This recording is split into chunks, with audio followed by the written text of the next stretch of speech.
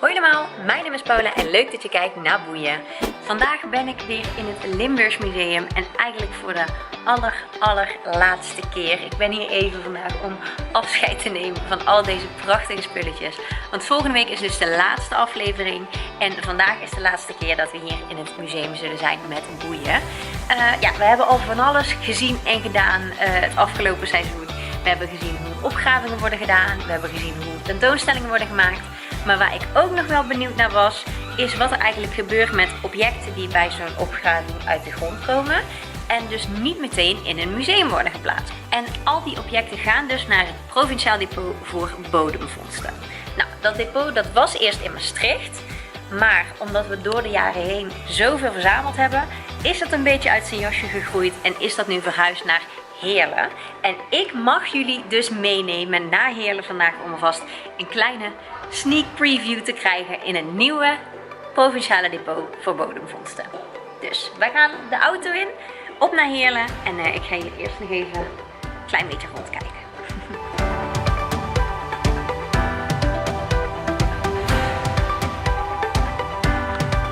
Ik vind het nog steeds zo bizar. Als dit gewoon de kies is, de tand van zo'n beest, kun je nagaan hoe groot dat die man moeten waren.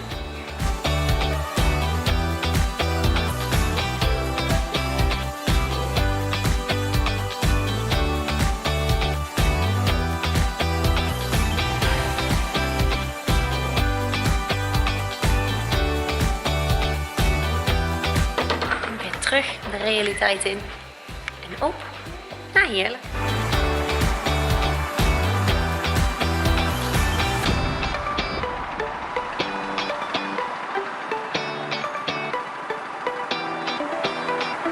Ik zie al iemand die voor mij de deur komt openmaken.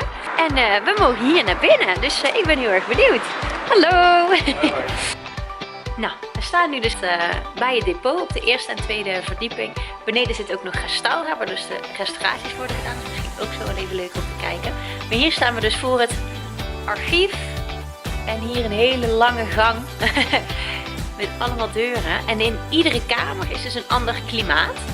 Om dus de tekeningen of de andere werken, de metalen die erin liggen, goed te houden. En hier staat Cheng.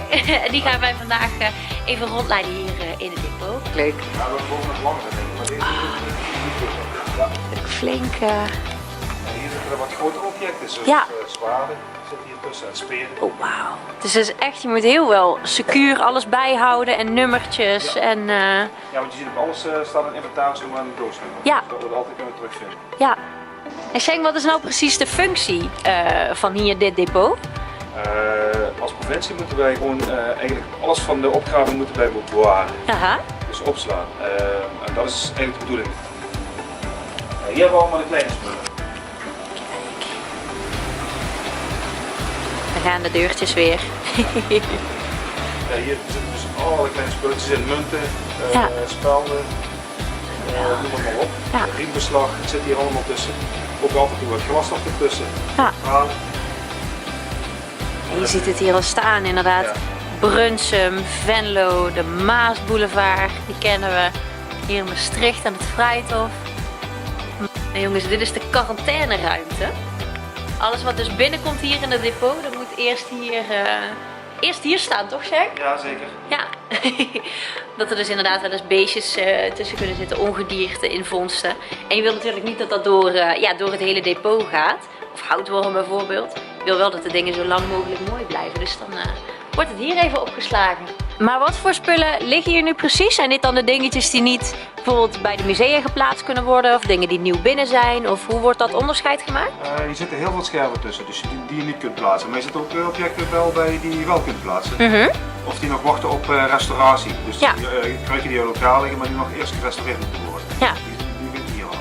Dus dan kunnen die naar beneden en dan zijn ze bruikbaar voor de musea. Want hoe kunnen zij dan zien wat er binnen is? Of kunnen ze dat een keer komen bekijken? Ja, dat kun je zien wij doen alles fotograferen wat nog redelijk interessant is. En dat zetten we op internet. Zodat musea gewoon op internet kunnen uitzoeken wat ze graag nodig hebben voor een tentoonstelling.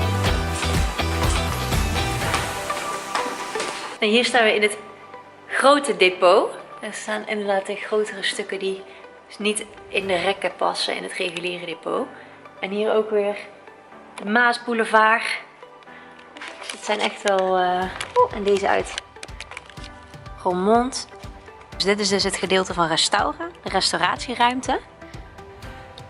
En achter die houten planken zit dus inderdaad de röntgenstudio waar je dit soort beelden kan maken. Want dit is ook een röntgenafbeelding, toch, Sjaak? Ja, dat is een röntgenafbeelding. Ja. En die kunnen ze dus daar maken. Speerpunten. Misschien wel een zwaard. En hier staan we op het gedeelte wat straks de publieksruimte moet worden.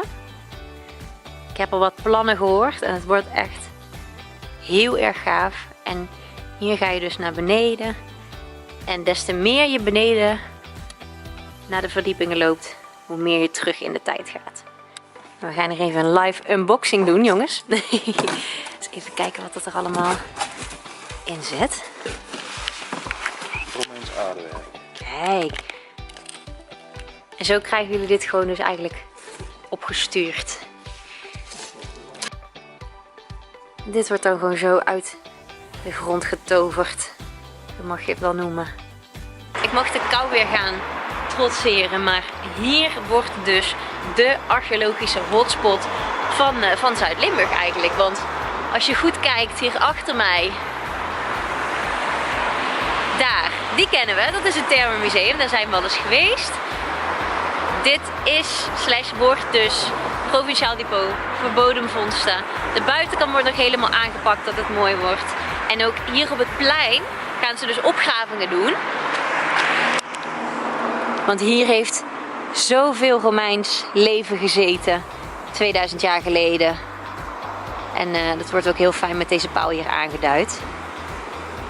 Dus ik ben heel erg benieuwd wat voor moois dat ze daar allemaal uit de grond gaan halen.